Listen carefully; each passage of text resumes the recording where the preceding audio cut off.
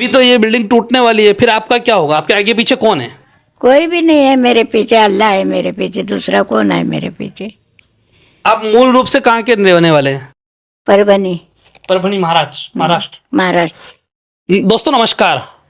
दोस्तों हम लगातार 41 बिल्डिंग मामले और विजय लक्ष्मी नगर की कवरेज बता रहे हैं और यहाँ किस तरह से लोग फंसे हुए हैं, लोगों को परेशानियाँ आई, हम आपको लगातार दिखा रहे हैं। इसी कड़ी में हम आज यहाँ एक बिल्डिंग में सर्वे कर रहे थे और हमने देखा किस तरह से एक बुजुर्ग महिला हमारे साथ है इस समय, जिनकी उम्र करीब 65-70 साल से अधिक है और इनके आगे पीछे कोई नहीं है और ये यहाँ कई सालों से रह रही, किस परिस्थिति में रह रही है ये मैंने इनसे जब जानकारी निकाली तो इन्होंने एक डॉक्यूमेंट रजिस्टर ये अपना एग्रीमेंट दिया और इसको देखकर कहीं ना कहीं इस पूरे क्षेत्र की सच्चाई सामने आई तो ज़मीन के नीचे से पैरों के नीचे से ज़मीन खिसक गई।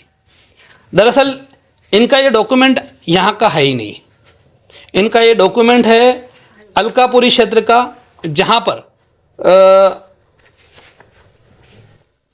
बिल्डर सदगुरु एंटरप्राइजेस नाम से रमेश डी राउत और विवेकानंद सी पांडे, ये दो बिल्डर है। इन्होंने अलकापुरी में, यहाँ से थोड़ी दूरी पर अलकापुरी वसाहत है, आप सभी नालासोपारा में रहने वाले लोग जानते होंगे, वहाँ पर इनको रूम बांध कर देने की बात कही थी। अभी हमने इनसे बात की, ये बुजुर्ग है और ज़्यादा हम इनकी मुलाकात आपकी नहीं करवा पाएंगे, लेकिन फिर भी इन्होंने ऐसा बताया कि 4 लाख रुपए बिल्डर ने इनसे लिया, जबकि इसमें एंट्री 2 लाख की और 2 लाख में भी 1,80,000 की ही की है, 20,000 बाकी बताया गया है। यानी उस तरह से उसके बाद में वहाँ पर उनको वो चाल में रूम देने की बात कही गई थी। 2010 का ये डॉक्यूमेंट है, डॉक्यूमेंट आज का नहीं है, 2010 का। तब वहाँ पर उनको रूम देने की बात की गई, बाद में वहाँ रूम बना नहीं और इनको यहाँ लाकर शिफ्ट किया गया। अब ये बिल्डर, ये जो बिल्डिंग है, हमारे पास एक और डॉक्यूमेंट है,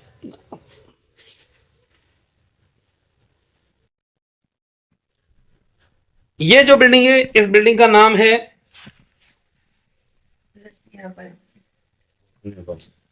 इसका नाम है रोशनी अपार्टमेंट और इसको डेवलप किया मैसर्स माँ दुर्गे कंस्ट्रक्शन एंड डेवलपर ने, उन्होंने इसको डेवलप किया।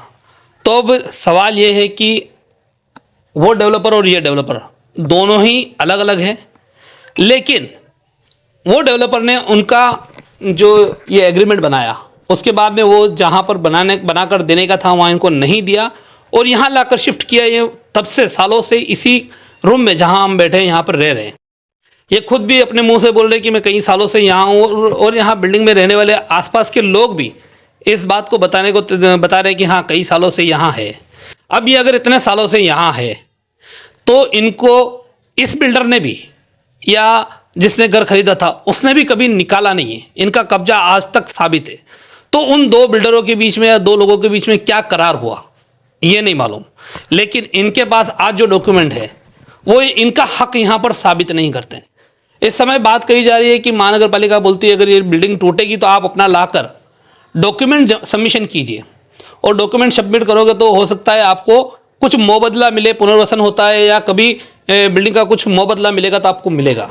अब पहले से ये बुजुर्ग है, इनकी ऐसी अवस्था नहीं कि ये अपनी बातों को एक्सप्लेन कर पाए और आगे ये अपना अगर डॉक्यूमेंट, कल को यहाँ तोड़क कार्रवाई होती है और ये यहाँ से बेघर होते हैं तब ये अपना डॉक्यूमेंट अगर प्रोड्यूस भी करेंगे, डॉक्यूमेंट प्रोड्यूस भी करेंगे तो ये साबित नहीं कर पाएंगे कि ये इस घर पे रहते थे।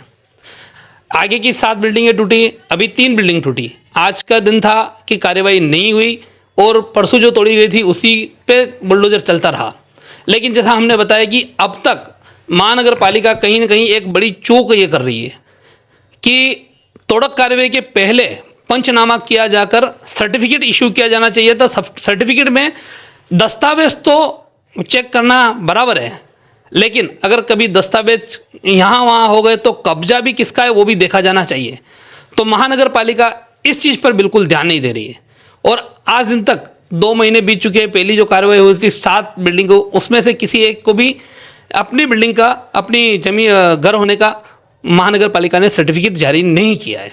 ऐसे में इनका यहाँ पर टूटेगा जब तो इनको सर्टिफिकेट कैसे मिलेगा?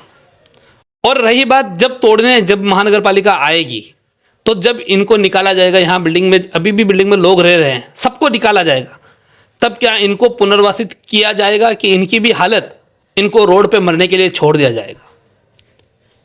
तो कई सवाल है। यहाँ पर वेदनाएं जो है वो पूरी नहीं हो रही है कि किस तरह से यहाँ इनके साथ फसावट हुई। लेकिन शुक्र यह था कि इतने साल से ये फिर भी इनके छत पर, इनके सर पर छत थी, आशियाना था।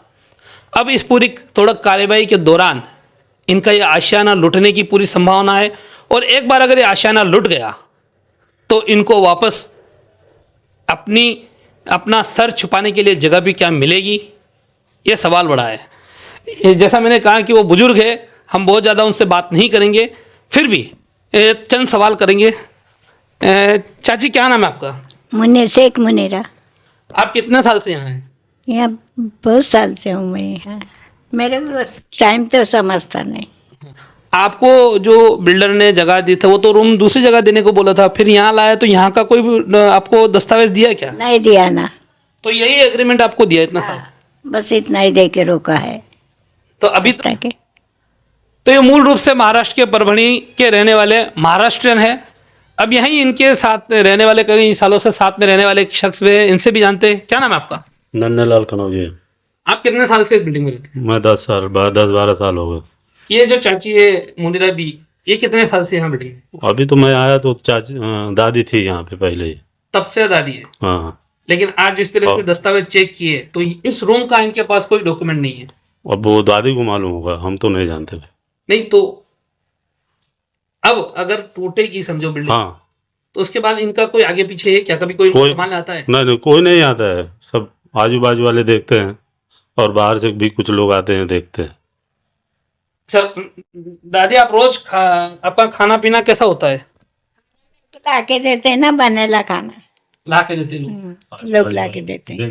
कोई ला के देते हैं तो खाना रोज आता है, खाती हूँ।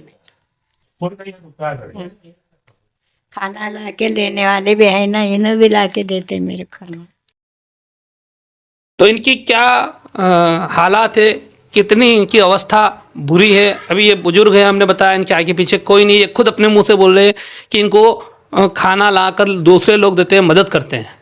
अगर कल कोई आशियाना इनके सर से हट जाएगा तब इनका क्या होगा, ये हम सिर्फ कल्पना कर सकते हैं। जिसको भुगतना पड़ता है वही हकीकत बयां कर सकता है, हम सिर्फ कल्पना कर सकते हैं और अपनी एक दूरंदाजी खाली बयां कर सकते हैं। तो हमने ये सच्चाई दिखाई। प्रशासन को चाहिए कि इन जैसे और भी लोग को चिन्हित करे, सिर्फ यही नहीं, और भी ऐसे केसेस होंगे, ऐसे लोगों को चिन्हित करें। और पुनर्वसन, जो हम बार बार कह रहे हैं, पुनर्वसन। आज हमारे देश में अगर कोई बाहरी व्यक्ति आ जाए तब उसको भी कहीं पर सरकार है वो कहीं पे उसको पुनर्वासित करती है, रखती है। और बीच में तो हमारी सरकार CAA ला रही थी, जिसमें हमारे देश के दुश्मन देश जो है वहाँ के लोगों को यहाँ लाकर बसाए जाने की बात सरकार कर रही थी। लेकिन हमारे ही देश के लोग किस हालात में यहाँ पर है वो हम आपको आज कैमरे पर लाइव बताए हैं। फिलहाल इस वीडियो में इतना ही। ऐसी खबरें और स्टोरी हम लेकर आएंगे, बने रहिए हमारे साथ। नमस्कार, जय हिंद, जय महाराष्ट्र। हमारे चैनल सैफ न्यूज़ लाइव पर अपने व्यापार और सेवा से संबंधित विज्ञापन प्रसारण हेतु दिए गए मोबाइल नंबर पर संपर्क करें।